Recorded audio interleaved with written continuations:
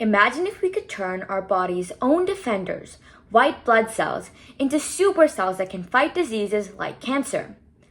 That's exactly what I set out to do. But to understand how, we first need to understand the microscopic world of cells. Every cell in your body contains DNA, a blueprint that tells it how to function.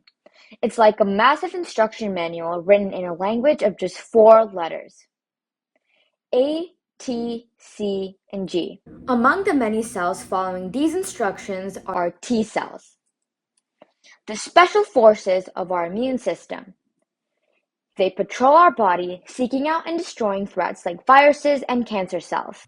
But cancer is sneaky. It has a trick called CD47, a protein that acts like an invisibility cloak. When T cells encounter this "don't eat me" signal, they ignore the cancer, allowing it to grow unchecked. So I asked myself, what if I could remove that invisibility cloak? What if I could create T cells that never even had CD47 in the first place? Well, to understand that, we first have to look into CRISPR. CRISPR stands for Clustered Regularly Interspaced Short Palindromic Repeats. CRISPR is found as a bacteria inside our own body.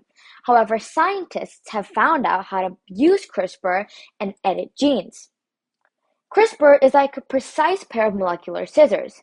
It has 2 main parts. The Cas9 protein, or scissors, a guide RNA, think of it as a GPS coordinate, and the DNA, which the gRNA and Cas9 protein come together to cut. The guide RNA leads Cas9 to a specific part of the DNA. Once there, Cas9 cuts the DNA at exactly that spot. But what happens after the cut?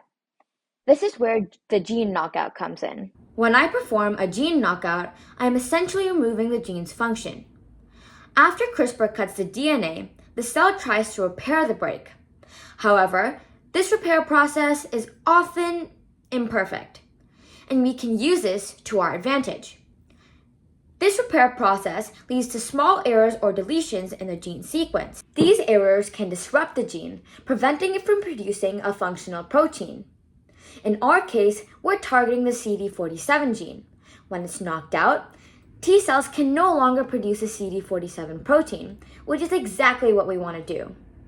So here's how I approach creating super T cells. I first identified the exact location in the CD47 gene that I wanted to perform a gene knockout in.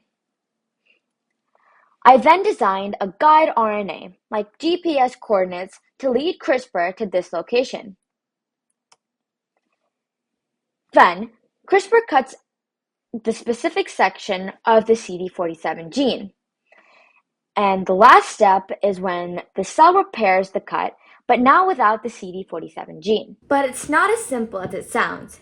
Removing CD47 from T cells is a delicate process that requires precise planning and execution.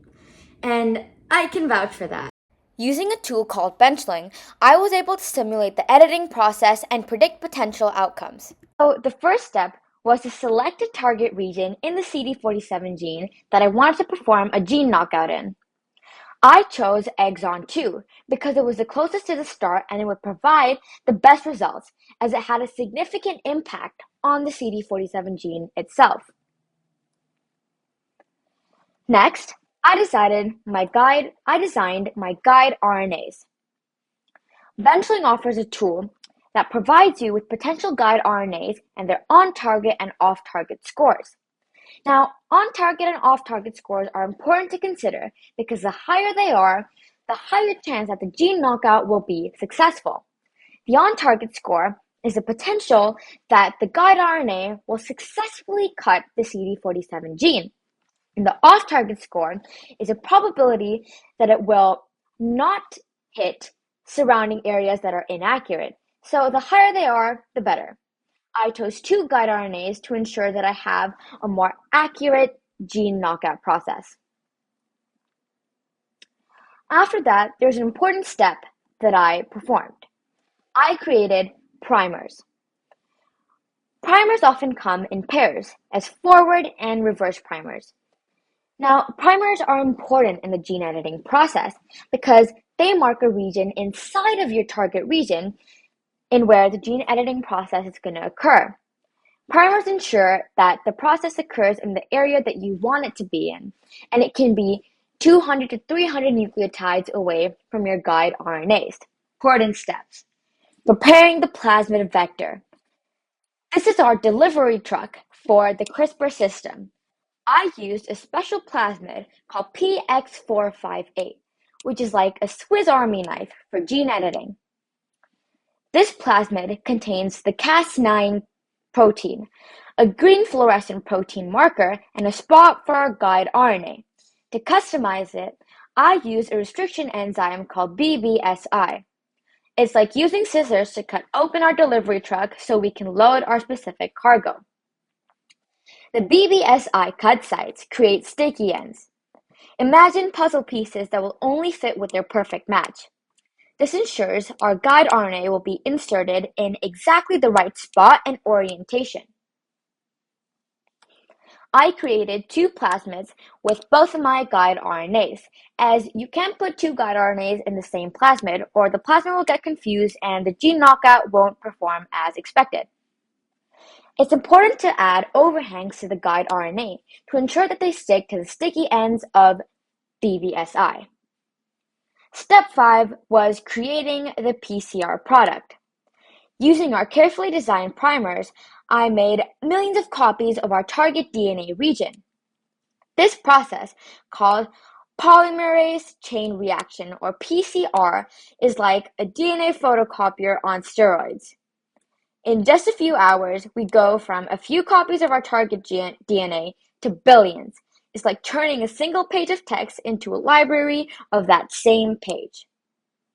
And now comes the tricky part, assembly. I used enzymes AFLII and TATI to cut the PCR product, creating ends that will match perfectly with our cut plasmid. Then, like a molecular jigsaw puzzle, I stitched everything back together. The cut PCR product fits perfectly into our customized plasmid, creating our complete CRISPR construct. And there you have it, a CRISPR system, ready to knock out the CD47 gene in T cells.